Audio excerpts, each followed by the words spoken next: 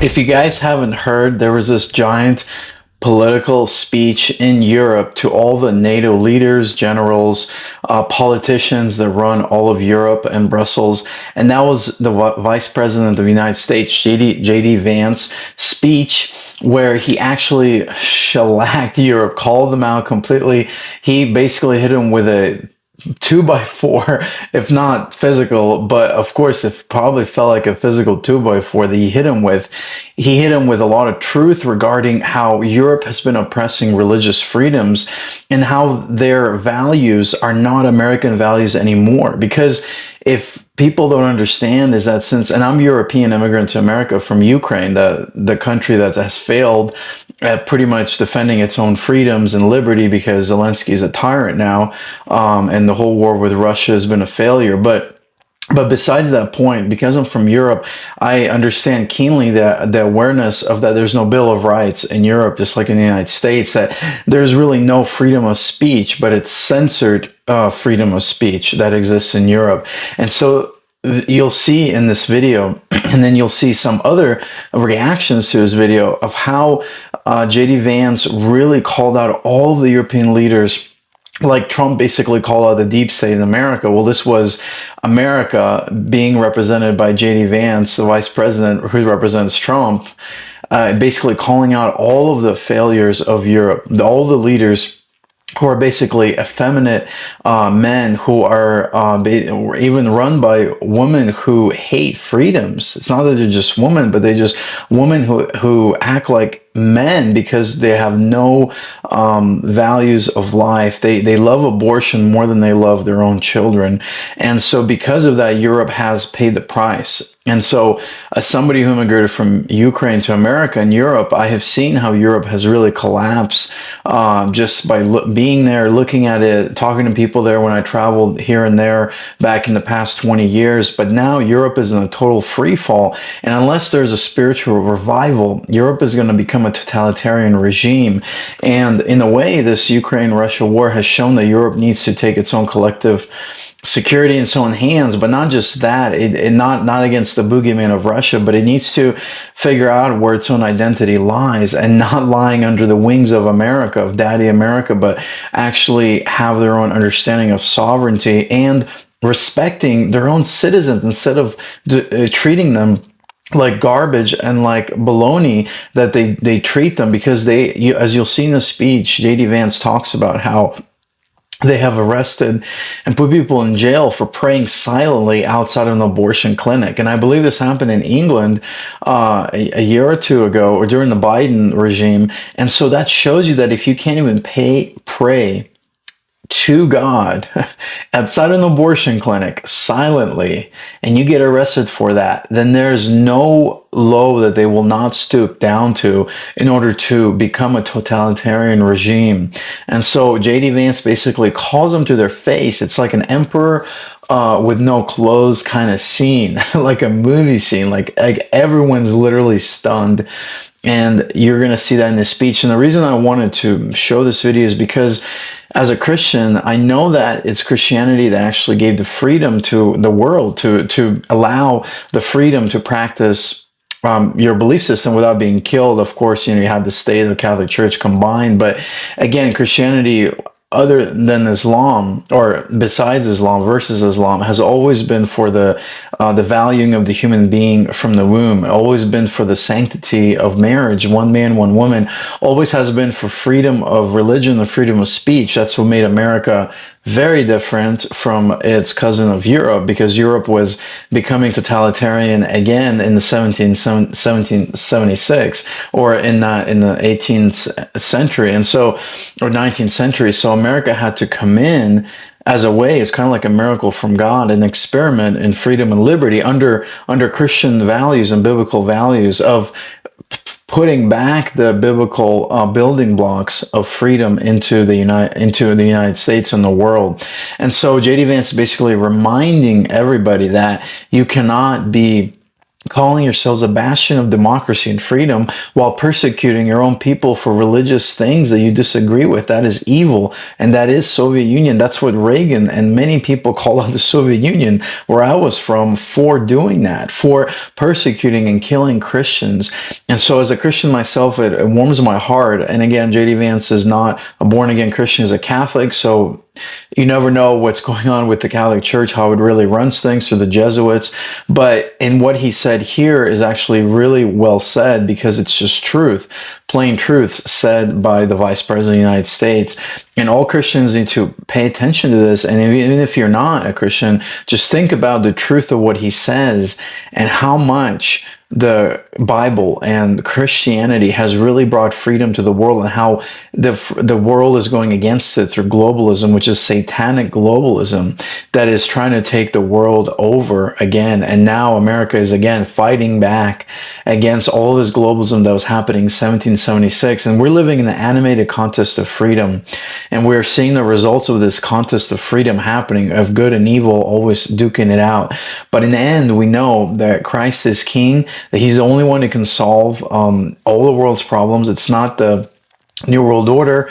It's not, even political good things that are happening, which we want good things to happen. But, even with the best of intentions, if people are not surrendered to Jesus Christ and the will for their nation, they can be deceived and duped into following the devil's plans. So we got to pray that America really follows the Bible, Jesus Christ, that we don't get deceived into Satan's plans, and also pray that Europe has a spiritual revival and a national revival that would set that continent free, and they would be set free from the chains of darkness that they've been under for almost 100 years, since the beginning of World War I. So check out this speech, and then you'll see something at the very end that will make you kind of laugh, because it's the Munich conference guy at the end who actually cries because of what J.D. Vance said, and because he's also leaving his post and retiring.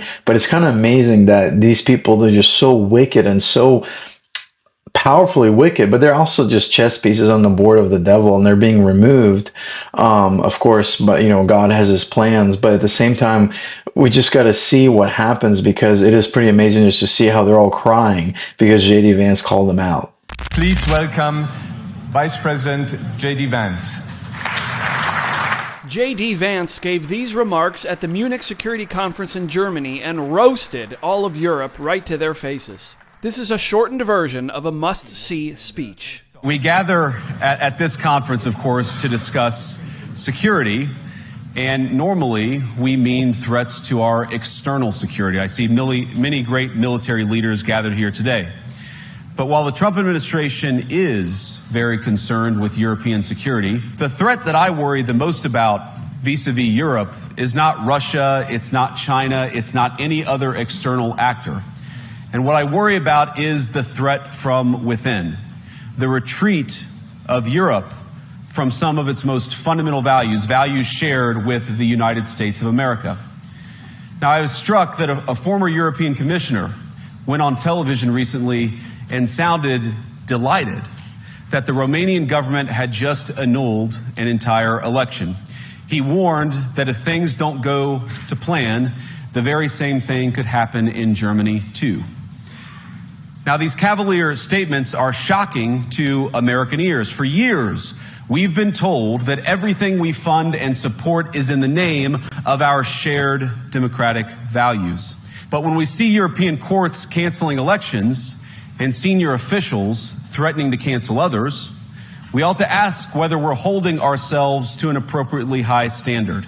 And I say ourselves because I fundamentally believe that we are on the same team. I look to Brussels, where EU commissars warn citizens that they intend to shut down social media during times of civil unrest the moment they spot what they've judged to be, quote, hateful content.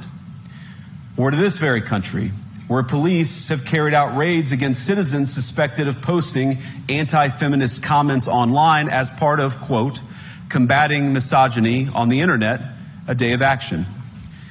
I look to Sweden, where 2 weeks ago the government convicted a Christian activist for participating in Koran burnings that resulted in his friend's murder. And as the judge in his case chillingly noted, Sweden's laws to supposedly protect free expression do not, in fact, grant, and I'm quoting, a free pass to do or say anything without risking offending the group that holds that belief. And perhaps most concerningly, I look to our very dear friends, the United Kingdom, where the backslide away from conscience rights has placed the basic liberties of religious Britons in particular in the crosshairs. A little over 2 years ago, the British government charged Adam Smith Connor, a 51-year-old physiotherapist and an Army veteran, with the heinous crime of standing 50 meters from an abortion clinic and silently praying for 3 minutes. Not obstructing anyone, not interacting with anyone, just silently praying on his own. And after British law enforcement spotted him and demanded to know what he was praying for, Adam replied simply, it was on behalf of the unborn son he and his former girlfriend had aborted years before. Now, the officers were not moved. Adam was found guilty of breaking the government's new buffer zones law, which criminalizes silent prayer and other actions that could influence a person's decision within 200 meters of an abortion facility. Now, I wish I could say that this was a fluke, a one-off crazy example of a badly written law being enacted against a single person. But no, this last October, just a few months ago, the Scottish government began distributing letters to citizens whose houses lay within so-called safe access zones, warning them that even private prayer within their own homes may amount to breaking the law. Naturally, the government urged readers to report any fellow citizens suspected guilty of thought crime. In Britain and across Europe, free speech, I fear, is in retreat.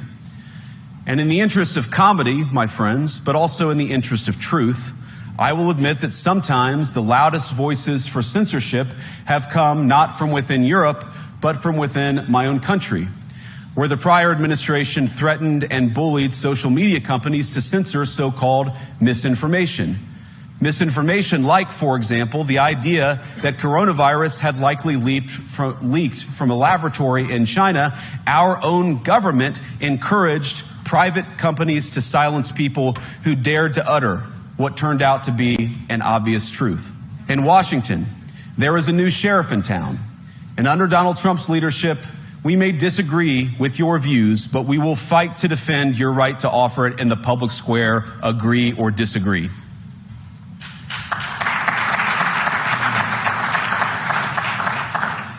The situation has gotten so bad that this December, Romania straight up canceled the results of a presidential election based on the flimsy suspicions of an intelligence agency and enormous pressure from its continental neighbors. Now, as I understand it, the argument was that Russian disinformation had infected the Romanian elections.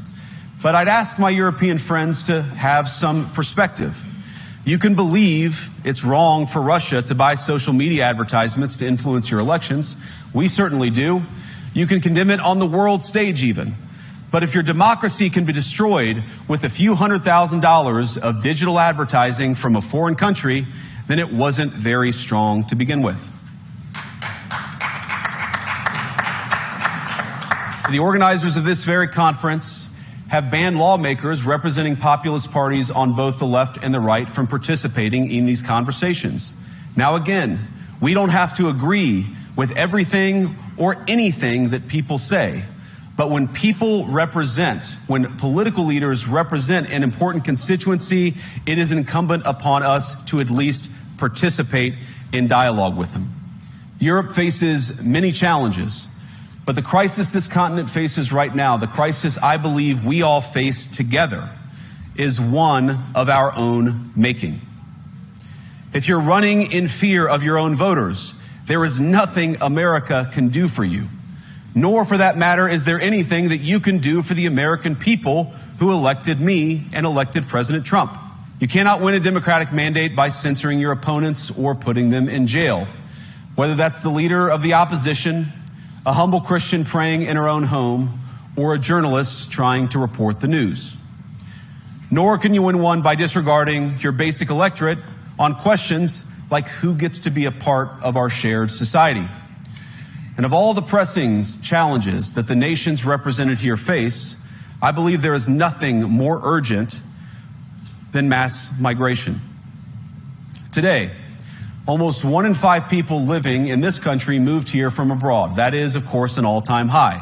The number of immigrants who entered the EU from non-EU countries doubled between 2021 and 2022 alone, and of course it's gotten much higher since. It's the result of a series of conscious decisions made by politicians all over the continent and others across the world over the span of a decade. We saw the horrors wrought by these decisions yesterday in this very city. Why did this happen in the first place? It's a terrible story, but it's one we've heard way too many times in Europe and unfortunately too many times in the United States as well. No voter on this continent went to the ballot box to open the floodgates to millions of unvetted immigrants. More and more all over Europe, they're voting for political leaders who promise to put an end to out-of-control migration. Contrary to what you might hear a couple mountains over in Davos, the citizens of all of our nations don't generally think of themselves as educated animals or as interchangeable cogs of a global economy. And it's hardly surprising that they don't want to be shuffled about or relentlessly ignored by their leaders. Shutting down media, shutting down elections, or shutting people out of the political process protects nothing. In fact, it is the most surefire way to destroy democracy. And speaking up and expressing opinions isn't election interference. Even when people express views outside your own country, and even when those people are very influential. And trust me, I say this with all humor, if American democracy can survive 10 years of Greta Thunberg's scolding, you guys can survive a few months of Elon Musk. What no democracy, American, German, or European, will survive is telling millions of voters that their thoughts and concerns, their aspirations, their pleas for relief are invalid or unworthy of even being considered.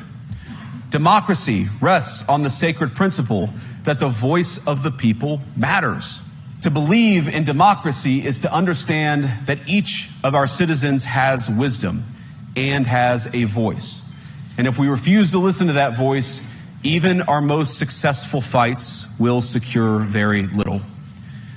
As Pope John Paul II, in my view, one of the most extraordinary champions of democracy on this continent or any other, once said, "Do not be afraid." We shouldn't be afraid of our people, even when they express views that disagree with their leadership. Thank you all. Good luck to all of you. God bless you. This is why I cannot just ignore what we heard before. I cannot not comment on the speech we heard by the US Vice President.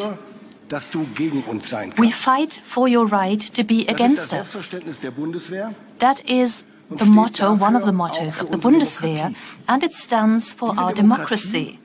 This democracy that was just called into question by the US Vice President, and not just the German democracy, but Europe as a whole. He spoke of the annulment of democracy, and if I understood him correctly, he compares the condition of Europe with the condition that prevails in some authoritarian regimes. This is not the democracy that I witness every day in our parliament. In our democracy, every opinion has a voice, and it makes it possible for parties that are partly extremist, such as the AfD, and they can campaign just as any other party. This is democracy.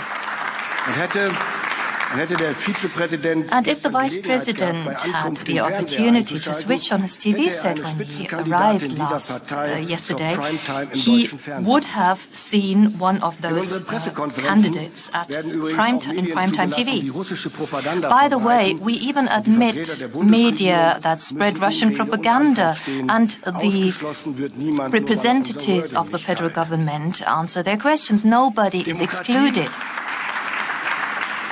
But democracy does not mean that a vociferous minority will automatically be right, and they cannot decide what truth is. It does not mean that anyone can say anything, and democracy must be able to defend itself against extremists that try to destroy it.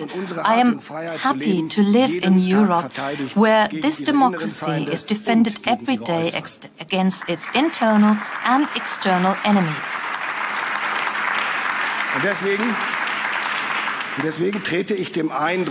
And therefore, I would like to explicitly contradict and oppose the impression that Vice President Vance suggested here, that our democracies oppress and silence minorities. We not only know against whom we defend our countries, but also what we defend it for. It's for democracy, for freedom of opinion, for the rule of law, and the dignity of each and every one, ladies and gentlemen. Ladies and gentlemen, but unlike the Vice President, I would also like to focus my speech on the most pressing questions of European and transatlantic security. The last days have confirmed what many had speculated for months. The United States are pushing for a quick peace settlement between Russia and Ukraine, and they expect Europe to take the lead in securing any agreement that follows. To the speech of Vice President Vance on Friday, we have to fear that our common value base is not that common anymore.